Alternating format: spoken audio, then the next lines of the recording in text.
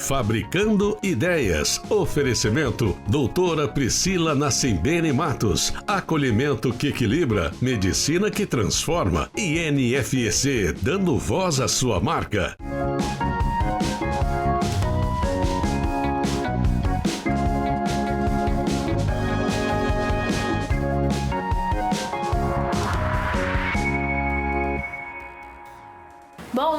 Bom dia! Fabricando Ideias chegando aí na sua telinha. Fica com a gente, já vai compartilhando com as amigas aí que estamos no ar. E eu vou começar hoje aqui com o Patrimônio Fabricando Ideias. Hoje as profissionais que estão aqui são um patrimônio nosso aqui. Bom dia, Érica. Bom dia, Paula. Não é verdade? Se eu não puder vir apresentar o programa, elas apresentam assim, vão ser maravilhosas apresentar o programa para mim. Vamos começar aqui. Meu filho fala com todo mundo na internet, mas tem dificuldade de conversar pessoalmente. Eu acho que essa é a geração, né? Essa é a geração que aqui não fala tudo. Na hora do vamos ver, não consegue conversar. Porque algumas crianças, adolescentes e também adultos, vou colocar também aqui, adultos, conseguem conversar com facilidade pela internet, mas apresentam dificuldade nas interações presenciais. Sim, bom dia a todos. Bom dia. Sempre um prazer estar aqui no Fabricando Ideias e com o assunto que está chegando demais na clínica, uma queixa muito pertinente que os pais vêm trazendo e a gente vê esse comportamento, dessa dificuldade de comunicação no presencial, não só nas crianças, nem nos adolescentes, mas nos adultos também, porque as interações sociais presenciais vêm diminuindo muito, né, Paula? Então a gente percebe que principalmente depois da pandemia, a comunicação virtual, na internet, realmente aumentou muito, mas as interações sociais vêm diminuindo bastante. E o que acontece? Quando a gente se comunica por mensagens, como a gente se comunica pela internet, a gente acaba tendo um ambiente muito mais controlado, muito mais previsível. Por quê? Eu posso ler aquela mensagem, eu posso responder depois de muito tempo, depois que eu pensei sobre aquilo, consultei uma inteligência artificial para me ajudar a responder. Sempre assim. Né? Então, eu não preciso desenvolver diversas habilidades que são essenciais na comunicação presencial. Que é, por exemplo, uma atenção compartilhada. Então, compartilhar essa atenção, olhar para o outro, ter troca de turnos, então esperar o outro falar para conseguir responder, né? Perceber o que o outro está sentindo sobre aquilo que você está falando e conseguir perceber o que o outro está passando para você também. Então, isso são habilidades que a gente desenvolve quando a gente tem essa interação presencial, que vem diminuindo com o tempo. Então, realmente, os pais trazem essa queixa. Meu filho conversa muito na internet, mas quando está no presencial, ele não consegue se comunicar. Mas os adultos, né? Eu tive um funcionário, um colaborador, que você conversava com ele pessoalmente, tava tudo ok. Ele saía em meia hora e já te mandava um monte de mensagem, precisava conversar ali. Mas conversar o quê? Você acabou de conversar. Mas ele só conseguia conversar, se expressar pelo WhatsApp. Então não é só criança, né? Tem adultos aí que tá realmente até pro mercado de trabalho, né, Érica? Sim. É uma dificuldade que vem sendo apresentada em todas as idades, na verdade, todas né? As Porque idades. as pessoas realmente não conseguem mais conversar no presencial, não consegue desenvolver essas habilidades que são essenciais para uma comunicação presencial. É assustador, né? Quais habilidades de comunicação são desenvolvidas nas conversas presenciais e que não podem ser substituídas pelas interações digitais? Sim, muito do que a gente já veio falando, né? Então, perceber o outro. Além da comunicação verbal, quando a gente está conversando, a gente tem a comunicação não verbal, né? Então, o olhar, né? Regras sociais, então são habilidades que a gente vai desenvolvendo nessa comunicação presencial e que não são exigidas na comunicação digital. Então, acaba sendo muito mais fácil me comunicar digitalmente do que no presencial. Nossa, eu fico assim, gente, é tão bom se comunicar, né? É tão gostoso conversar. A gente que acertar. gosta. É nossa geração, né? Não é a geração mais velha, né, Érica? Quando a dificuldade de conversar pessoalmente pode indicar a necessidade de avaliação e acompanhamento fonoaudiólogo. Principalmente quando os pais percebem que aquele comportamento está influenciando no desenvolvimento do seu filho e na comunicação. Então, quando você percebe que aquela criança evita realmente a comunicação presencial, a criança tem muita dificuldade de fazer amizades e manter aquelas amizades, né? Então, porque iniciar uma conversa e manter aquela conversa, então iniciar uma amizade e manter aquela amizade, muitas vezes a criança não consegue fazer isso. Quando diante dessas dificuldades, o ideal é realmente fazer uma avaliação fonoaudiológica, porque nós podemos estar diante de um transtorno de linguagem, um transtorno do espectro autista, um transtorno de atenção, ou até um transtorno do processamento auditivo. A criança pode realmente ter uma dificuldade naquela habilidade, por isso que ela não consegue manter essa conversa presencial. Passamos já um pouquinho de tempo, mas uma última pergunta. Por isso que o pessoal está escrevendo tão errado também, não é? Também. Tem a questão não de linguagem, não só a linguagem oral, mas uma linguagem escrita. As pessoas tendem a escrever menos hoje em dia, né? Então acaba escrevendo só tendo o corretor ali, então quando tem que escrever acaba errando muito, né? Então, olha, você que é mãe, não deixa, né? Tá vendo aí que a criança tá, né? Não deixa chegar num adulto que vai ter, né, esse monte de gatilhos aí, né? Com certeza. Muito obrigada. E eu vou para um comercial rapidinho e já volto.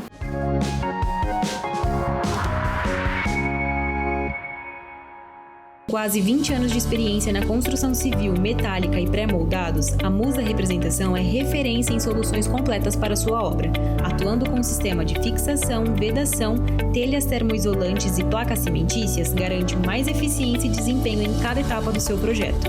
Da estrutura ao acabamento, conecta você às melhores soluções do mercado, assegurando qualidade, durabilidade e alto padrão de execução. Fale agora com a especialista e leve mais eficiência e segurança para a sua obra. Do primeiro passo na infância às grandes conquistas da juventude. A vida é movimento, mas quando as dores nas articulações ou uma doença autoimune tentam desacelerar o seu ritmo, saiba que você não precisa parar. Doenças reumatológicas não escolhem idade.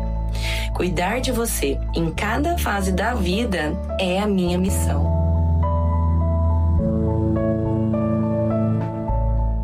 Já imaginou sua empresa aparecendo na televisão?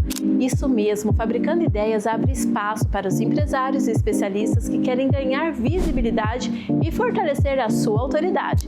Aqui você alcança milhares de pessoas e passa a estar presente a mais de 200 cidades. Entre em contato e saiba como participar.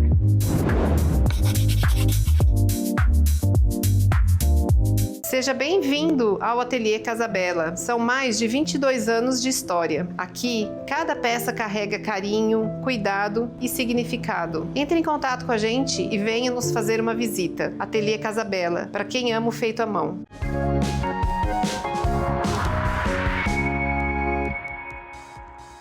Sou a Ana Luísa da Ana Lu Design Store, sexóloga. Vim mostrar para vocês um produto. Quem tá com dificuldade na menopausa daquela lubrificação. Aqui você encontra um lubrificante onde não deixa você toda melecada. Não é aquele lubrificante que fica escorrendo, muito pelo contrário. Ele traz uma textura aveludada, ele tem um cheiro, gente, sensacional. Eu amo. Esse é um queridinho. Por quê, Ana? Porque ele não traz sensação, ele não traz aí algo que a pessoa às vezes vai ficar meio assim, né? Preconceituosa de estar usando, ou sequer mesmo tendo aquela coisa, Ana, eu não gosto de sensação nenhuma e eu quero algo só para resolver a minha lubrificação. Seria esse daqui. Ele traz para vocês uma segurança sensacional. Na Ana Lu, vocês não encontram só esse produto, vocês encontram a informação necessária para vocês estarem aí adquirindo algo que vocês estão precisando de fato. Espero todas vocês. Voltamos para o nosso segundo bloco e eu falei para vocês, né? Patrimônio Fabricando Ideias. Olha com quem eu tô aqui. É Camila Franzin, bom dia. Tudo bem, bom dia. Ô, Cá, eu olho para você em julho, eu lembro assim, da tosse. Não sei porquê, eu olho pra Camila, eu já lembro de tosse. Por que será, né? Por que será? Férias, o frio, né? Problemas de saúde aí, respiratória, que em julho a gente sabe que a gente pega tudo isso, né? Nossa, Vamos lá. começou a temporada. Começou. Quer dizer, estamos no meio, né? Já começou um pouco. Agora intensifica pra depois dar uma baixada, né? Exato. A hora que volta às aulas que é pior, né? É pior. A falta de rotina nas férias tem efeito na imunidade das crianças, Cá? Paula, parece irônico, né, falar isso, porque a gente fala férias, descansa, né? E aí recupera, come melhor, tal, então vai voltar bem pra aula. Mas vocês que são mães aí, o primeiro dia de aula já tem tosse. Como que é isso? Né? Exatamente. É aquela coisa que a gente se engana um pouquinho. As férias, todo mundo dá aquela relaxada. É aquele filminho até mais tarde, é aquele café da manhã que já emendou com o horário do almoço, porque acordou mais tarde. As crianças podem brincar um pouco. Ah, mas tá de férias, vamos brincar. E é normal, gente, é pra fazer isso mesmo, né? Férias é pra gente descansar. Só que nessas coisas que nós vamos permitindo, a alimentação não é tão boa quanto é no período da aula, que tem o café da manhã com a fruta, o lanchinho do meio da manhã, da tarde. Geralmente é mais rica no açúcar, no carboidrato, e aí a imunidade da criança não é tão bem tratada. Então esses excessos a gente precisa ter um pouquinho de cuidado. Cá, que dica você dá nesse período de férias, divertindo sem passar aí, cuidando da saúde respiratória? A gente observa muito, Paula, agora é um período mais frio. Então as casas ficam fechadas, as crianças brincando mais dentro de casa. E aí a gente tem que ter essas atenções. Primeira coisa, é um bom momento para conversar lá com o seu pediatra e o calendário das vacinas, ver o que é necessário e o que não é para cada caso, né? E aí a gente lembrar que a casa precisa ser aberta, gente. Embora tá frio, é muito importante janelas abertas, trocar o ar. Tá muito seco o ar, então o uso do umidificador também tem que ser de forma correta. Não adianta ficar com ele ligado o dia todo, né? Não, você explicou isso aqui já. Até tem lá no Insta, já vendendo do Fabricando, né? A gente não pode ficar o dia todo ligado para a parede, que você vai ter um outro problema, o mofo, né? E aí vão ser outras situações respiratórias. Mas tá muito frio, não dá para brincar fora, às vezes tem uma chuva esporádica. Gente, faz da sua casa um parque de diversões. Né? Faz da casa a almofada, a poltrona, pode virar um escorregador para as crianças menores, uma montanha para escalar, e pega um livro, vai contando uma história junto, joga aquele monte de lençol pela casa e faz cabaninha. Tem muitas formas da gente brincar se a gente prestar atenção nesses detalhes, né? E mesmo com frio, ousa brincar nos parques, levar para diversão, né, para as praças. A gente tem bastante hoje lugar já na cidade organizado para isso e na região. Isso faz muita diferença na qualidade do desenvolvimento da imunidade da respiração da criança. Quando retorna às aulas, é comum que as crianças ficam mais irritadas e na primeira semana já aparece a tosse, nariz escorrendo. Tem um segredo para não passar por isso? É sobre isso que a gente está falando, os excessos, né? Porque nem sempre quando a criança está de férias, nessa nova forma de família que a gente tem, de família não, mas de estrutura de trabalho, né? Que os pais trabalham muito dentro de casa o tempo todo, você não tem mais jornada de trabalho. Então, para a criança se divertir, a gente acaba descuidando um pouco de uma rotina. Então, é aquela rotina que não é rotina, um cuidado no limite dos excessos. Mas pode acontecer também que na hora que volta e tem mais contato com outras crianças, tem mais e esse contato. vírus vai passando? Pode acontecer sim, porque todo mundo teve contato com outras pessoas. Então a flora, o ambiente do corpinho de cada criança mudou, né? Então eles vão ter, sem contar que a própria irritabilidade do corpo e da maturidade cerebral para entender esse período. Ora, ela estava super regradinha e agora ela teve um período de muita oscilação de horários, principalmente no horário do sono, aquela criança que altera muito. Isso tem muito horário do sono certinho, não tem? Porque o horário do sono, é no sono que a criança aprende o que ela brincou durante o dia, que o corpo, o cérebro entende isso como uma informação saudável e que o corpo também organiza os hormônios para atuar na imunidade. Então esses excessos, aquele filme aquele filminho até mais tarde, aquelas brincadeiras que os pais acabam deixando porque tá todo mundo trabalhando e precisa dar diversão para a criança, a gente acaba onde não tem o tempo de reorganização do corpo para o descanso. E aí a irritabilidade na volta até se ajustar aos horários de novo. Então, toma cuidado, vai aí abrindo a casa, vai fazendo dormir no horário certo, né? Um dia mais tarde, outro dia mais cedo e assim vai, Para que seja gostoso para todo mundo, né, Paula? Não pode ser um militar nas férias, né? Uma regra excessiva em férias. Isso, obrigada, Camila. Que agradeço. Eu vou para um recadinho da Delicasa, um comercial e já volto.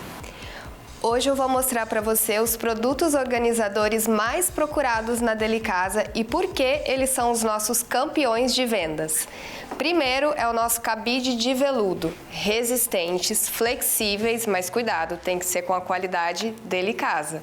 Por que eles são campeões de venda? São fininhos, economizam muito espaço no seu guarda-roupa e são excelentes para peças que escorregam ou de tecidos finos.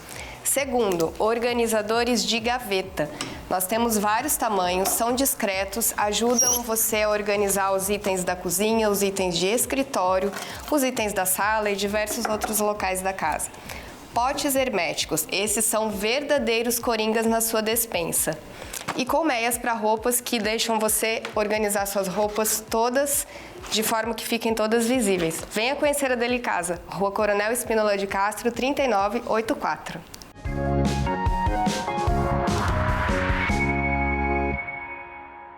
Cada evento carrega uma experiência única, alta gastronomia e uma equipe preparada para transformar momentos. Do corporativo ao social, o Buffet Conceito realiza eventos em todo o Brasil. Entre em contato e leve essa excelência para o seu evento. O Village Viver Bem nasceu de uma história real e se tornou referência em cuidados humanizados. E agora você pode fazer parte desta missão. Seja um franqueado Village Viver Bem. Entre em contato e saiba mais. ProAudio Aprendizagem e Escuta, onde cada criança é única e cada som importa. Somos especializados em transtorno do processamento auditivo central, transtornos de aprendizagem e reabilitação auditiva infantil. Agende já a sua consulta. Oi, eu sou a Brígida, neuropsicanalista. Ansiedade, pânico e oscilação emocional persistente configuram um sistema nervoso em desregulação. Esse padrão pode ser reorganizado. Se você está vivendo esse momento, fale comigo. Tem uma coisa que ninguém te ensinou a pedir, mas você sempre soube que merecia. Prazer não é luxo, é cuidado, é se conhecer e se escolher todos os dias. E existe um lugar feito para isso. E na Ana Lu Desire Store você não precisa se preocupar, só se abrir para sua melhor versão.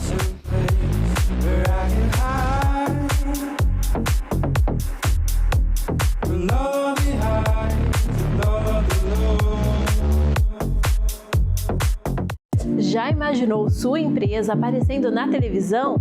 Isso mesmo, Fabricando Ideias abre espaço para os empresários e especialistas que querem ganhar visibilidade e fortalecer a sua autoridade. Aqui você alcança milhares de pessoas e passa a estar presente a mais de 200 cidades. Entre em contato e saiba como participar.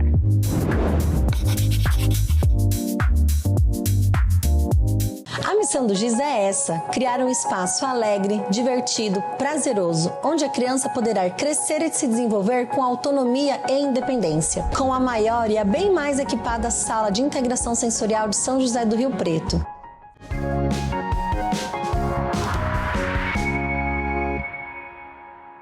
Voltamos para o nosso terceiro bloco.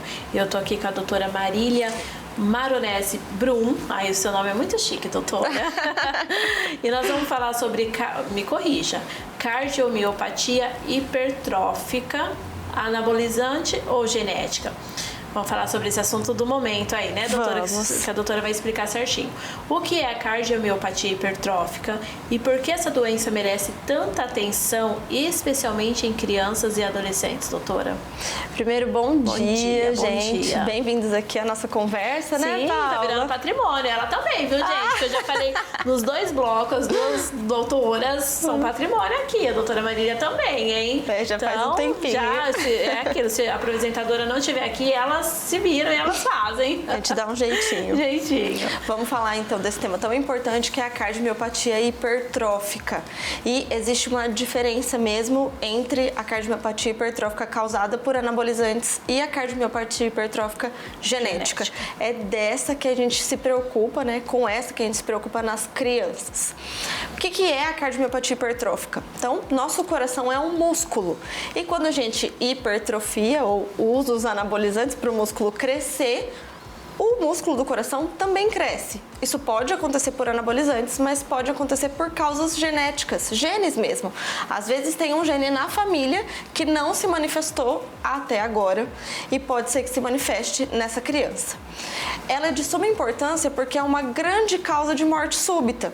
A gente teve um caso recente de um fisiculturista que morreu com essa causa de miocardiopatia hipertrófica, mas não é só por anabolizante que ela é causada. Ela deve ser rastreada na população. Ela é relativamente comum e sempre que a gente encontra uma pessoa na família, a gente tem que rastrear a família toda. Nossa, que interessante. Muitas pessoas já ouviram falar de atletas que tiveram problemas cardíacos durante a prática esportiva. Qual é a relação da cardiomiopatia hipertrófica, eu falei certinho, e a atividade física? Acho que a gente já teve alguns casos aí de jogador de futebol que desmaiou no campo, nos amistosos da Copa mesmo. Sim. A gente teve também. Então, a gente vê muitos atletas que seguiram na vida e acabaram descobrindo a cardiomiopatia hipertrófica em momentos muito críticos. Às vezes até em momentos de parada cardiorrespiratória mesmo, em que a gente tem que reanimar para o paciente voltar à vida. Então, sempre importante a gente procurar a cardiomiopatia hipertrófica em atletas. A depender do grau, ela contraindica a atividade física. Por isso é importante o rastreio. E qual o sinal de alerta aí para os pais, né? Acenderem aí o radar. Não, isso aqui não tá legal. Para a cardiomiopatia hipertrófica, primeiro uma história de morte súbita na família. Ou, às vezes, aquela morte que ninguém entendeu muito bem o que aconteceu. Um acidente que parece que a pessoa não freou.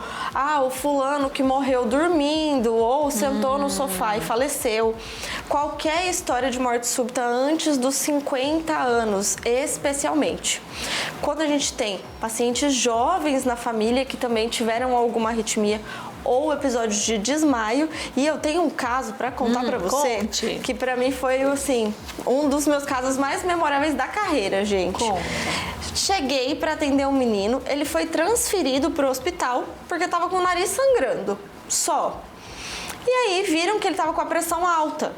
E porque estava com a pressão alta, me chamaram como cardiologista. Nós fomos fazer o ecocardiograma dele e vimos que ele tinha já uma miocardiopatia hipertrófica, uma criança de 8 anos assintomática. E ao descobrir a miocardiopatia dele, a gente descobriu a cardiopatia da mãe, que hoje está na fila de transplante. Olha então, é só. super importante. Nossa, então são sinais. São sinais que tem que ficar atentos, né, doutora? O sinal mais importante... do nariz tem a ver? Nada a ver. Nada a ver. Nada a ver. Mas desmaios. Essa mãe desmaiava desde a infância e falava pra ela que era verme. Sério? Meu Deus. E agora, enfim, descobrimos o problema cardíaco dela, da família dela, e agora a gente pode cuidar de todo mundo. Então, tem que fazer esse rastreamento e ir no cardiologista desde cedinho, né? Que a gente vem falando, né? E ali fazer uma avaliação da doutora. Muitas vezes é assintomático. E é por isso que é tão importante passar numa consulta de acompanhamento com um cardiologista pediátrico. Ele que já vai conseguir fazer o diagnóstico, se houver manifestação, ou vai indicar o acompanhamento se for necessário. Muito obrigada, doutora. Eu que agradeço. Juliana, bom dia! Bom dia, seja bem-vinda. Obrigada. Hoje nós vamos tirar aqui as dúvidas do pessoal, né, Juliana? Tem muitas, né? Vamos lá, pronto? Pronto, Pode? vamos lá. Por onde começar quando a casa está muito bagunçada? Tá aquele caos assim, meu Deus, e agora? Eu brinco que quando a casa está muito bagunçada, você chama uma personal organizer para organizar. Gostei, hein? Mas é claro que a gente pode dar dicas para a pessoa não se desesperar quando a casa está aquele caos. E a primeira dica muito importante que eu dou é a seguinte: não queira sair arrumando a sua casa inteira de uma vez, porque você vai se frustrar, você vai colocar... Sabe quando você quer colocar o guarda-roupa abaixo? E aí você joga tudo em cima da cama, aí você olha aquele monte de roupa, aí você chora, aí você joga tudo embolado lá dentro de novo. Então, quando a casa tá esse caos, é importante você tentar fazer as coisas aos pequenos passos. Setorial, quarto primeiro, depois... Nem quarto primeiro, Não? eu digo assim, um pequeno espaço da sua casa de cada vez. Por exemplo, eu vou começar pela gaveta da cabeceira. Por quê? Porque é um espaço pequeno, fácil de organizar, você vai tirar tudo que tem lá de dentro, vai limpar essa gaveta, vai recolocar as coisas organizadas, né, categorizadas, tudo bonitinho, e aí você vai ter uma motivação para continuar arrumando o resto da casa. Você finalizou uma etapa, ali já está pronto. Entende a diferença? E aí você vai conseguir ter uma motivação para continuar para o próximo passinho pequeno dentro da sua casa. Não tenta fazer tudo de uma vez, só um personal organizer que dá conta de fazer isso. Aí coloca tudo em cima da cama e à noite não conseguiu, tem que dormir, aí pega tudo e põe de volta. É isso aí, então de pouquinho em pouquinho. Depois que eu organizo a casa, não consigo manter. O que fazer? Esse é um problema muito comum, a pessoa reclamar que não consegue manter o que foi organizado. Por que que isso acontece? Porque as pessoas tentam organizar os objetos da casa e não os hábitos. Não adianta nada você organizar os seus objetos se você não se organizar por dentro. Se você não mudar os hábitos que você tem com relação à sua casa, a bagunça naturalmente vai voltar. Então, a gente vai falar disso no próximo programa, hein? Olha só, então fica ligada. É necessário comprar caixas para organização em todos os cômodos?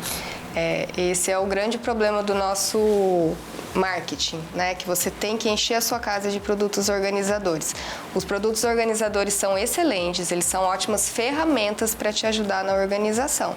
Mas não adianta você sair comprando um monte de coisa sem saber o que você precisa. E como usar, né? E como usar. Então, primeiro você vai se livrar dos excessos que você tem na sua casa, você vai separar suas coisas por categorias corretamente, definir casinhas para cada coisa dentro da sua casa, e aí sim você vai ver o que você vai necessitar comprar, porque muitas vezes você consegue organizar com as próprias coisas que você tem em casa. Perfeito. Em quarto compartilhado por irmãos, como organizar? Aí vira aquela bagunça, né? A casa já é bagunçada, aí a criançada pra lá e pra cá. menino e menina junto. Você imagina? Imagino. Eu dividia o quarto com um tio meu, que era um tio mais novo. Então... Nossa, e como que faz isso? Como que organiza? É muito importante, quando você divide o quarto entre duas pessoas, definir zonas de território para cada uma delas. Certo. Então, se você tem um guarda-roupa e vai ter que dividir para duas crianças, separa uma parte para uma criança, outra parte para outra criança.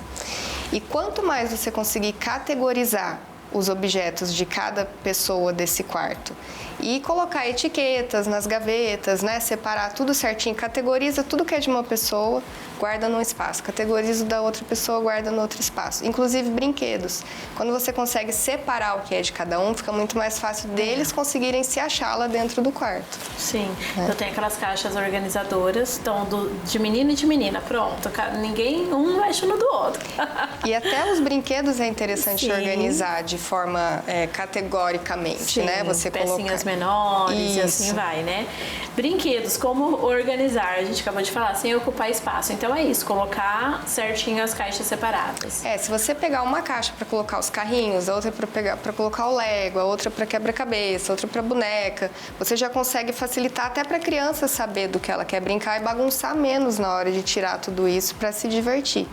E outra coisa interessante é fazer o rodízio dos brinquedos. Você não precisa deixar todos os brinquedos da criança disponíveis ao mesmo tempo. Isso até o rodízio de brinquedos ajuda, inclusive, a estimular mais a criança. Você guarda lá numa leira e vai trocando. Entendi. Obrigada, Ju. Você agradeço. Aí, ó. Gente, vai lá na rede social da Ju, acompanha lá, segue lá com ela e contrata aí uma personal pra sua casa. Aí deixar tudo bonitinho, tudo... Ah, meu Deus, meu sonho, viu, Ju? Ainda chego aí, hein? Ainda chegamos aí. Gente, eu vou ficando por aqui. Agradeço a sua companhia nesse sábado. Vamos ficar juntinho lá na rede social, vai mandando as suas perguntas, suas dúvidas pros nossos profissionais aqui. Um grande beijo e até sábado que vem.